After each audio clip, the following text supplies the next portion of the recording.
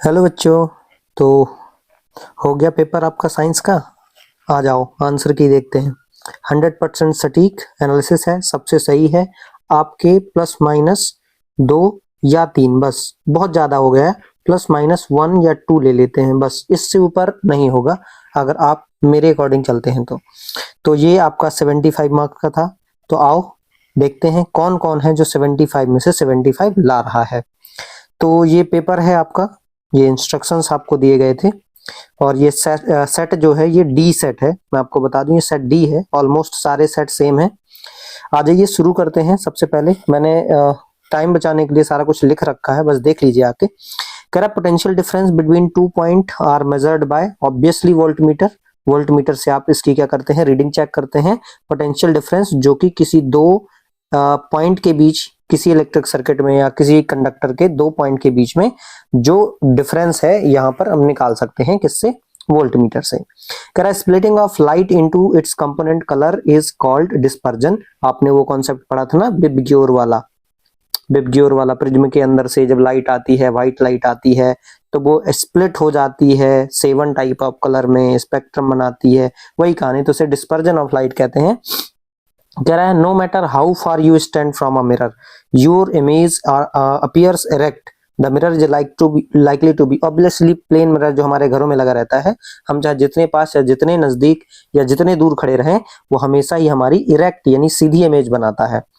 A section of DNA that provide the information for one protein synthesis is called gene. तो जो DNA के अंदर protein की information store रहती है वो जीन के अंदर स्टोर रहती है। कह रहा है asexual reproduction take place through budding. Budding के थ्रू किसमें होता है, तो हाइड्रा में भी होता है, ईस्ट में भी होता है, कोरल में भी होता है, स्पंज में भी होता है। आप इन चारों में से कोई भी ले आओ, लगा के आओ, कोई भी लिख के आए होगे तो वो सही माना जाएगा। यहाँ पर जनरली जो बच्चे लगा के आए होंगे वो हाइड्रा लगा के आएंगे।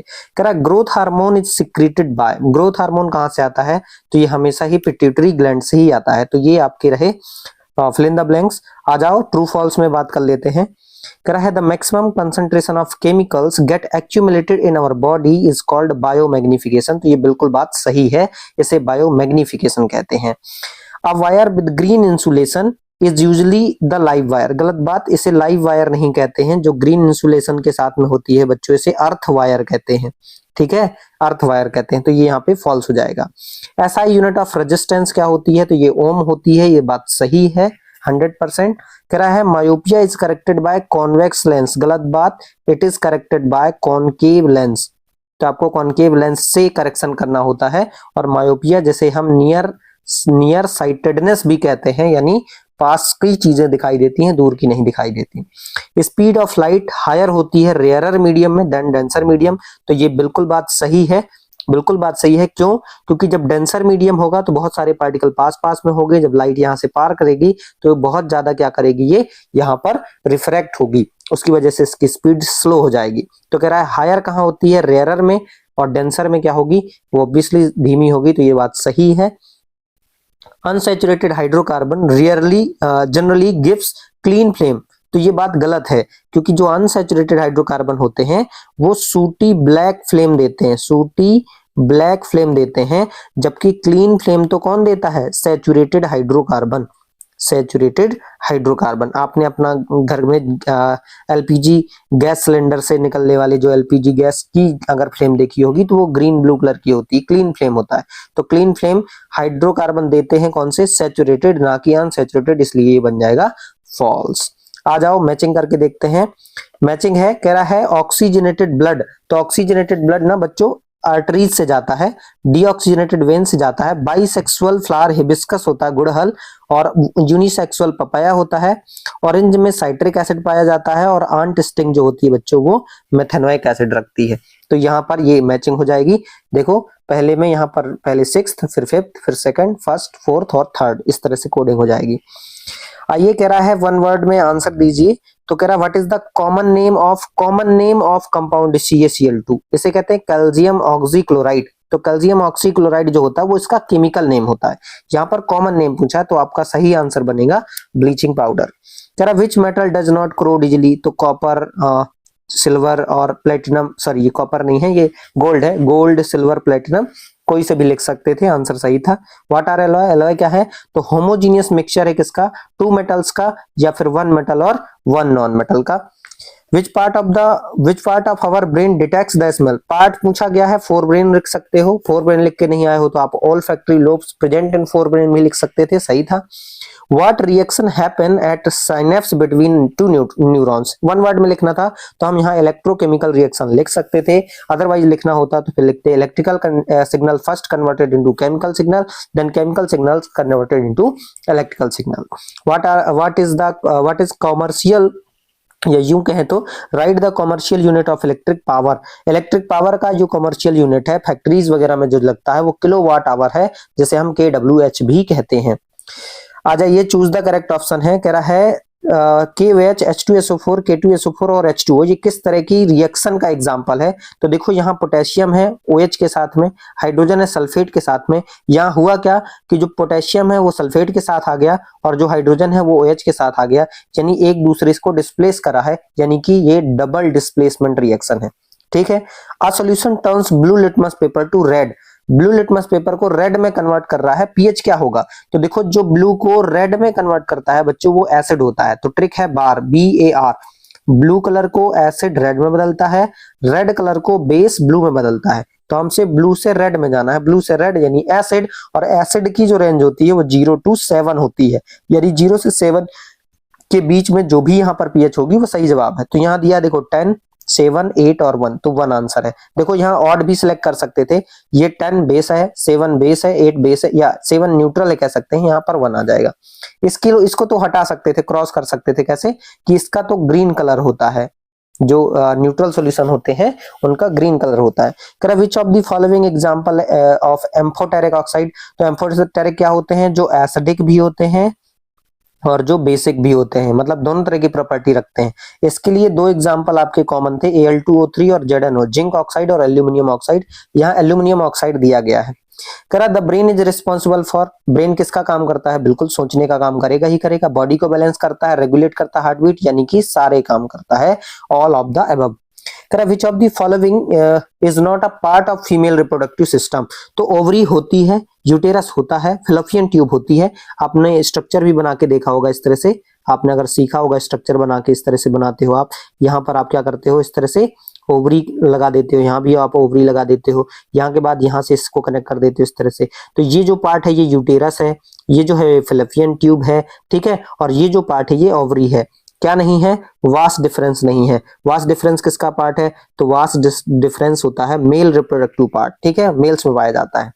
The change in focal length of the eye lens by the action of, तो सिलियरी मसल्स क्या करती है, फोकल लेंथ को चेंज करती है, आपके पावर ऑफ एकोमोडेशन को देखती है।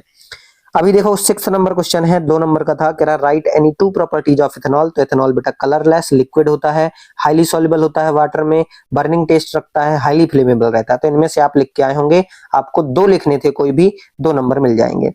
या फिर आपने और क्वेश्चन चूज किया होगा तो प्रॉपर्टीज ऑफ इथेनोइक एसिड लिखनी है, तो कलरलेस लिक्विड है, विनेगर लाइक स्मेल है, बॉइलिंग पॉइंट बीपी मतलब boiling point is 391 kelvin, 5 to 8% ethanoic acid के सोल्यूशन को क्या कहते हैं, विनेगर कहते हैं, ठीक है। आ जाओ, कह रहा write the difference between autotrophic nutrition heterotrophic, but बढ़िया रिपीटेड क्वेश्चन है, रटा हुआ है ये आपको।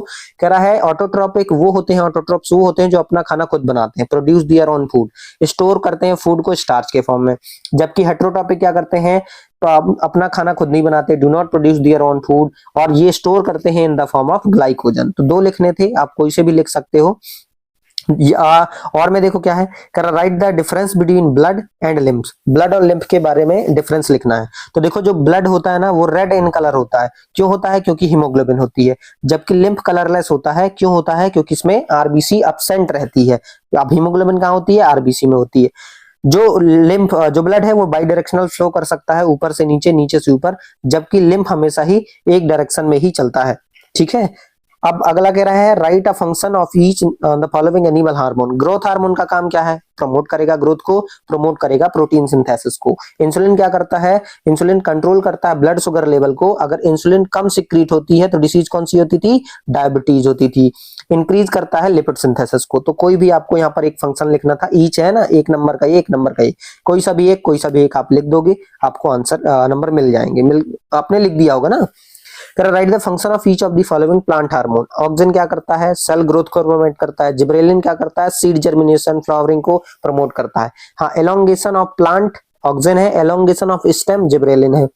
अगला कह रहा है write the name of mode of reproduction used by single cell organism. Single cell मतलब यूनिसेलुलर, और यूनिसेलुलर मतलब होता है एसेक्सुअल रिप्रोडक्शन। जनरली क्या देखा जाता है, एसेक्सुअल। तो एसेक्सुअल में क्या है, बाइनरी फिजन है, बडिंग है, ठीक है, बाइनरी फिजन, बडिंग, ठीक है, फ्रेगमेंटेशन, इस तरह की। ये कोई भी यहाँ पर लिखने हैं, कोई भी 2 लिखने हैं आप लिख सकते हैं, सिर्फ नेम लिखना है, name of mode of reproduction, कुछ नहीं लिखना और, ठीक है।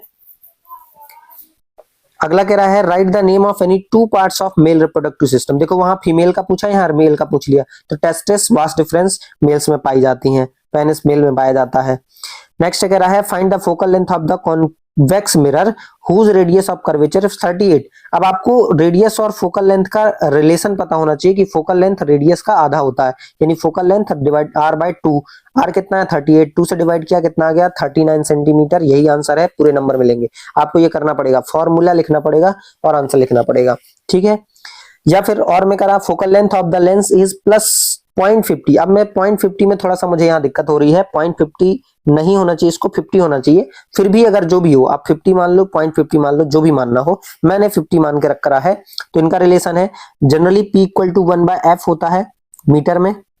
अच्छा, ओके ओके, मीटर में होता है, तो ये अपन चेंज कर लेते हैं यहाँ पे, यहाँ पर चेंज कर लेते हैं। P = क्या होता है 1/f। f कब रखेंगे, मीटर में। अगर मीटर में रखेंगे तो ये देखो 0.50 ही लेना पड़ेगा इसको करोगे तो ये 100/50 हो जाएगा, क्योंकि डेसिमल हटाओगे 2 0 बढ़ जाएगा, ये आ जाएगा 2 डायोप्टर, ठीक है। ये 0.50 ही दिया था, ठीक है, देखो 0.50 दिया है, यहाँ पर 0 लगाकर नहीं दिया, तो इस बात का ध्यान रखना है आपको। नेक्स्ट है कह रहा है व्हाई डू स्टार ट्विंकल। तारे क्यों टिमटिमाते हैं भाई, तारे क्यों टिमटिमाते हैं? आपने देखा होगा ना, आपने पढ़ा होगा जनरली, ये तो होता है एटमॉस्फेरिक रिफ्रैक्शन की वजह से। एटमॉस्फेरिक रिफ्रैक्शन क्या है, when light enters in our atmosphere it get refracted by the different types of particles present in different types of atmospheric layer. This is called atmospheric refraction and that's why we receive light of stars, sometime bright and sometime dim. This phenomenon is called as twinkling of stars. तो वही वहां पर लिखना था, reason लिखना था, atmospheric refraction की वजह से ऐसा होता है। जनरली कह रहा है why a normal eye is not able to see clearly the object placed closer than 25 centimetre. हमारी आंख 25 सेंटीमीटर से पास रखी हुई चीजों को क्यों नहीं देख पाता? तो इसका रीजन है जनरली वीकनिंग नहीं होगा। क्यों नहीं देख पाता है? तो यहां पर लिखेंगे due to restriction of ciliary muscle. Generally एक लिमिट तक हमारी सिलियरी मसल्स क्या कर सकती है, फोकस को एडजस्ट कर सकती है, उसके बाद नहीं करेगी। नेक्स्ट कह रहा है define the electric current and right its unit. तो इलेक्ट्रिक करंट है क्या, generally flow of electric charge है किसी भी कंडक्टर में।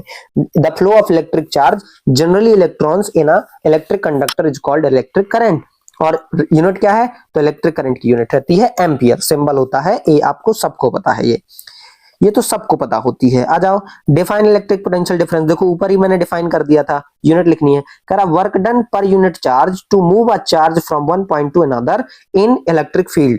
जब भी हम किसी एक इलेक्ट्रिक फील्ड में एक चार्ज को एक पॉइंट से दूसरे पॉइंट तक ले जाते हैं, तो जिसमें जो काम करना पड़ता है, वर्क डन करना होता है, उसे कहते हैं पोटेंशियल डिफरेंस, और इसकी यूनिट होती है बच्चों वोल्ट, सबको पता है।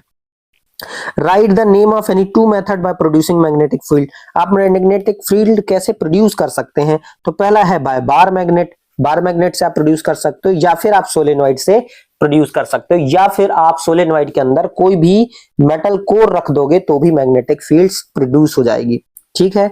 अगला है right any 2 properties of magnetic field lines. आप जानते हो मैग्नेटिक फील्ड लाइन कैसी होती है। मैग्नेटिक फील्ड लाइन के लिए आपको एक चाहिए होता है बार मैग्नेट, जिसमें 2 पोल होते हैं। यहां से नॉर्थ से मैग्नेटिक फील्ड निकल के साउथ में एंटर करती है, ठीक है। ये हमेशा क्या करती है, क्लोज कर्व बनाती है, क्लोज कर्व बनाती है, ठीक है। ठीक, दूसरा ये इनसाइड द मैग्नेट साउथ से नॉर्थ चलती है, ये कभी भी इंटरसेक्ट नहीं होती, कभी भी इंटरसेक्ट नहीं होती है। मैग्नेटिक देखो लिख दिया मैंने, यहाँ पे लिख भी दिया था। करा move north to south outside the magnet and south to north inside the magnet and it they never intersect each other. कभी भी इंटरसेक्ट नहीं करती, हमेशा क्लोज कर्व बनाती हैं। ये भी लिख दे सकते हैं आप। ये इलेक्ट्रिक फील्ड से क्या हो जाती हैं, डिफ्लेक्ट हो जाती हैं, कुछ जितने भी आपको आते हैं वो सारे लिख सकते हो। कह रहा what will happen if we kill all the organism in a first trophic level. आप जानते हो एक ट्रॉपिक लेवल कैसा होता है, प्रोड्यूसर होते हैं, 1 डिग्री कंज्यूमर्स होते हैं, 2 डिग्री कंज्यूमर्स होते हैं, 3 डिग्री कंज्यूमर्स होते हैं, और फिर होते हैं डीकंपोजर्स। अगर आप क्या करोगे, प्राइमरी ट्रॉपिक लेवल को या एक ट्रॉपिक लेवल को, फर्स्ट ट्रॉपिक लेवल को खत्म कर दोगे तो क्या होगा, जो उसके नीचे ट्रॉपिक लेवल होगा उसके मेंबर बढ़ जाएंगे, और जो उसके ऊपर ट्रॉपिक लेवल होगा उसके मेंबर कम हो जाएंगे। ठीक है, ये वही कहानी है। जैसे मान लो ग्रास, ग्रास को कौन खाता है, डियर, डियर को कौन खा लिया, मान लो टाइगर, टाइगर को कौन खाता है, डिकम्पोजर। तो अगर मान लो हमने डियर को खत्म कर दिया तो डियर खत्म हो जाएगी, तो उस एरिया में, उस फूड चेन की ग्रास बहुत ज्यादा बढ़ जाएगी, और जब डियर नहीं रहेगी तो टाइगर्स को खाना नहीं मिलेगा और टाइगर्स क्या हो जाएगी, कम हो जाएंगे। तो इससे क्या हो जाएगी, पूरी की पूरी फूड चेन डिस्टर्ब हो जाएगी। नेक्स्ट है what is ozone and how does it effect any ecosystem. कैसे इफेक्ट करती है, तो ओजोन है जो कंपोज्ड होती है, बनती है 3 ऑक्सीजन एटम से, मतलब जब O2 प्लस O मिलता है तब O3 बनता है। ये क्या करती है, तो ये प्रोटेक्ट करती है हमारे एनवायरनमेंट को यूवी रेडिएशन से, अगर नहीं करेगी तो क्या होगा, स्किन कैंसर हो जाएंगे। तो इस तरह से हमारे इकोसिस्टम को इफेक्ट भी करती है। कराए for white washing which substance solution is use. Generally calcium oxide solution जो होता है वो आप यूज करते हैं किसमें, व्हाइट वॉशिंग यानी घर में पुताई करने में। रिएक्शन कैसे लिखेंगे, जब हम CaO को लेते हैं वाटर में डिजोल्व करते हैं तो CaOH होल ट्वाइस बनता है, इसको ही हम यूज करते हैं पुताई करने में। अगर क्वेश्चन थोड़ा सा बदल जाता कि ये व्हाइट ज्यादा क्यों हो जाता है, कुछ टाइम बाद व्हाइट क्यों होता है, तो जब आप वॉल पे व्हाइट वॉश करते हो तो इस पे क्या हो जाता है, इस पे CO2 रिएक्शन करने लगता है। तो जब इस पे CO2 रिएक्शन करता है तो CaCO3 का प्रेसिपिटेट यानी सॉलिड लेयर बनती है, तब वो ज्यादा व्हाइट दिखता है। वो बदल सकते थे, पूछा नहीं गया, नीड नहीं है। अगला कह रहा है why does the colour of copper sulphate solution change when an iron nail is dipped in it. आपने देखा होगा जब हम क्या करते हैं, कॉपर सल्फेट सॉल्यूशन लेते हैं, उसमें आयरन नेल डालते हैं, धीरे धीरे धीरे धीरे इसका कलर चेंज हो जाता है। कहां से कहां हो जाता है, तो इसका ब्लू कलर से क्या हो जाता है, ग्रीन कलर में बदल जाता है। ऐसा क्यों, क्योंकि जब आप इसकी रिएक्शन लिखोगे तो लिखोगे Fe प्लस CuSO4, जब ये लिखेगा तो क्या आ जाएगा, FeSO4 प्लस Cu। तो यहां पर आप कहोगे कि जो आयरन है is more reactive than copper, it displaces copper from its solution. तो बाय डिस्प्लेसमेंट इफेक्ट ये क्या करता है, कलर चेंज कर देता है। अगला कह रहा है how can you identify acid और बेस। एसिड और बेस को कैसे आइडेंटिफाई करोगे, तो प्रॉपर्टीज लिखवाई होंगी, acids are sour in taste, acids are bitter in taste. Litmus paper में अभी ट्रिक बताई थी मैंने, क्या बताई थी, BAR और RBB, यानी जो क्या होते हैं, जो ब्लू कलर होता है लिटमस पेपर का, ब्लू कलर एसिड्स के कांटेक्ट में आते ही रेड में कन्वर्ट हो जाता है। मतलब acid convert blue litmus paper into red and bases convert red litmus paper into blue. आप कोई भी 2 मैट्रिक्स यहां पर बता सकते थे। न्यूट्रलाइजेशन रिएक्शन क्या है, डिफाइन करनी है और एग्जांपल लिखना है। तो when an acid react with a base it forms salt and water, this is called neutralization reaction. Example famous है NaOH HCl का एग्जांपल है, दोनों को अगर आप एक साथ रखोगे तो बनाएगा NaCl और H2O। अगला क्वेश्चन है 17 नंबर पे, कह रहा डिफाइन कैल्सिनेशन एंड रोस्टिंग। बहुत रिपीटेड है ये भी, कैल्सिनेशन और रोस्टिंग। आप जानते हो अगर आपके पास कार्बोनेट ओर है जैसे ZnCO3, सल्फाइड ओर है जैसे ZnS, तो इन दोनों को अलग अलग तरीके से एक्सट्रैक्ट किया जाता है। तो जब हम हीट करते हैं कार्बोनेट ओर को in the absence of oxygen, this is called calcination, this is called calcination, and when heating of sulfide ore in the presence of oxygen, this is called roasting. तो आपको एक लिखनी थी, चाहे आप कोई भी लिख दो, कैल्सिनेशन लिख दो चाहे रोस्टिंग लिख दो। कह रहा है write the definition of hydrocarbon, write first 4 member of hydrocarbon with the name, formulae and structural formulae. तो देखो कह रहा है an organic compound containing hydrogen and oxygen only is called hydrocarbon, या hydrocarbon consist of only hydrogen and oxygen, इतना भी sufficient था। 4 member लिखने हैं, हमने लिख दिया CH4, C2H6, C3H8, C4H10। इसे कहेंगे क्या, इसे कहेंगे बच्चों मीथेन, इसे कहेंगे क्या, ईथेन, इसे कहेंगे क्या, प्रोपेन, इसे कहेंगे क्या, अगले वाले को कहेंगे ब्यूटेन। ब्यूटेन क्या कह रहा है, इसका स्ट्रक्चरल फॉर्मूला बनाओ। CH4 बनाओगे तो आप इस तरह से बना के आओगे स्ट्रक्चरल फॉर्मूला, ठीक है। C2H6 बनाओगे तो इस तरह से बनाओगे, ठीक है। और इसी तरह से आप बनाओगे किसको, नेक्स्ट को, जिसमें 3 कार्बन लोगे, इधर इधर इधर सब जगह हाइड्रोजन लगा दोगे। फिर नेक्स्ट को लोगे तो यहाँ पर 4 कार्बन लेकर के हर जगह क्या कर दोगे, हाइड्रोजन लगा दोगे। करनी क्या है, 4 वैलेंसी कंप्लीट करनी। अगर वो नहीं बना तो देखो उससे आसान नीचे था, कह रहा नेम द फॉलोइंग कंपाउंड, उसने नहीं कहा कौन सा नेम लिखो, उसने कहा जस्ट नेम लिखो। तो देखो ये है HCHO, HCHO को मिथेनॉल IUPAC में और कॉमन में फॉर्मल्डिहाइड कहते हैं। ये है CH3CH2OH, ठीक है, CH3CH2OH, इसे कहते हैं इथाइल अल्कोहल या फिर इथेनॉल। ये देखो 1 2 3, 3 को कहेंगे प्रोप, ट्रिपल बॉन्ड लगा है, आइन लगाएंगे, इसका नाम हो जाएगा प्रोपाइन। ठीक है, तो इस तरह से आप नेम लिख दोगे, 1 नंबर 1 नंबर 1 नंबर, 3 नंबर्स आ जाएंगे आपके, 3 मार्क्स आ जाएंगे। कह रहा Mendel has selected pea plant for experiment, write any 3 reason, क्यों सिलेक्ट किया था? तो Mendel selected pea plant on the following by the following reason, pea plant is bisexual, it is self pollinating and it is easy to cross with another plant. Third, different contrasting characters, मटर के जो P plant था या generally मटर का जो plant था उसके पास अलग अलग तरह के कैरेक्टर्स थे जो आसानी से विजिबल होते थे, आसानी से देखे जा सकते थे। नेक्स्ट था, अगर इसका और करते तो लिखा write Mendel's law of dominance, 3 law थे, law of independent assortment, law of dominance, law of segregation, सारे के सारे इंपॉर्टेंट थे, जिसमें से डोमिनेंस का आ गया और उसका रे डायग्राम पूछा। तो कह रहा when two contrasting traits are present in a hybrid then only dominate trait is expressed. कह रहा है डोमिनेट तभी दिखता है, मतलब अगर 2 अलग तरह के कैरेक्टर्स हैं उसके अंदर, ट्रेट्स के अंदर, तो कौन सा दिखेगा? जो डोमिनेट करेगा। जैसे आपने क्या लिया, टॉल लिया और आपने शॉर्ट लिया, आपने टॉलनेस और शॉर्टनेस का करेक्टर लिया, इसका बीच में क्रॉस कराया, तो F1 जनरेशन में सारे कैसे मिले? टॉल। इसका मतलब टॉल करेक्टर क्या था? डोमिनेट था, जो अपने आप दिख गया, तो इसे कहते हैं लॉ ऑफ डोमिनेंस। इसको बना के दिखाना था। करा है what is the function of earth wire, earth wire का फंक्शन क्या है और नेसेसरी क्यों है?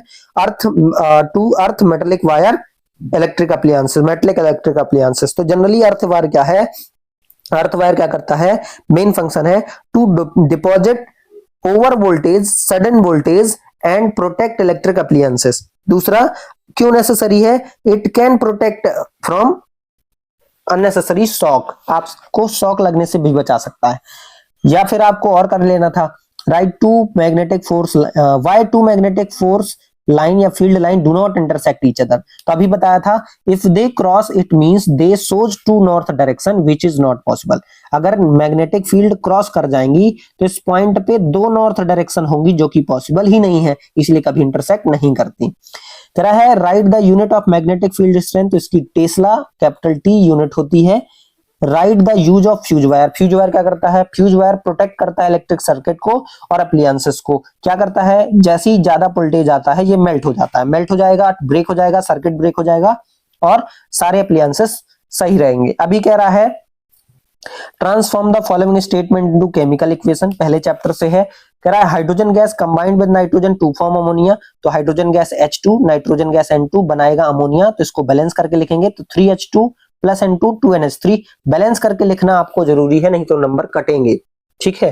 Potassium metal react with water to give potassium hydroxide and hydrogen gas, तो आपने पोटेशियम ले लिया, H2 ले लिया और इसका रिएक्शन करा दिया, इस तरह से बना सकते हैं। बेरियम क्लोराइड को H2SO4 में डालोगे तो बेरियम सल्फेट और HCl बनेगा, इसको भी बैलेंस करके लिखना पड़ेगा। हाइड्रोजन सल्फाइड गैस जब जलती है एयर में तो वाटर और सल्फर डाइऑक्साइड बनता है, तो आपको बस नॉर्मल सा फॉर्मूला बनाना आना चाहिए था और ये भी आपका सही हो जाता।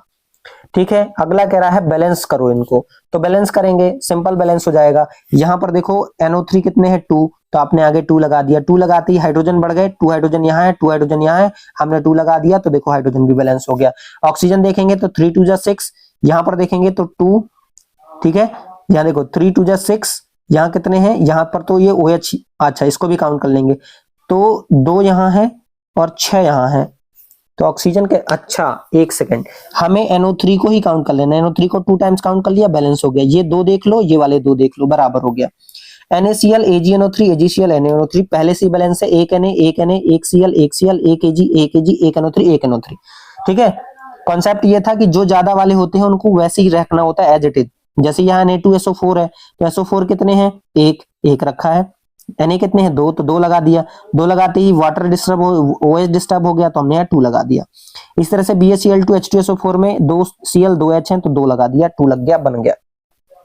कह रहा है नेफ्रॉन का स्ट्रक्चर और फंक्शनिंग बताओ, तो नेफ्रॉन क्या है? फंक्शन स्ट्रक्चर फिल्ट्रेशन यूनिट है। जनरली नेफ्रॉन क्या है, फिल्ट्रेशन यूनिट है किसकी, किडनी की फिल्ट्रेशन का काम करती है, ब्लड प्यूरिफिकेशन का फिल्टर करती है, ब्लड फिल्ट्रेशन का काम करती है। स्ट्रक्चर आप बना दोगे, अगर आपने सीखा होगा इस तरह से स्ट्रक्चर था ना इसका, इस तरह से स्ट्रक्चर था, ठीक है, इस तरह से ये कलेक्टिंग डक्ट बन जाती है इधर ऐसे, ठीक है, यहाँ ग्लोब्यूल्स ये बन जाते हैं, ब्लड इस तरह से, तो ये आपने बना दिया होगा अगर आसानी से सीखा होगा, देख लेना। कह रहा है what are the component of the transport system in plant and how are water and mineral transport in the plant. तो water transport by the vascular tissues और जाइलम और phloem. Xylem contain tracheids and vessels which help plant to transport water from roots to other parts of the plant, ऐसा लिख सकते थे। and phloem it contains seed tubes and companion cell which help plant to transport food material from leaves to different parts of the body, different part of the plant, इस तरह से बना सकते थे। अभी देखो कह रहा है draw the ray diagram of image formation of biconcave mirror when the object is placed in the following position. पहला फोकस पे, दूसरा सेंटर ऑफ कर्वेचर पे।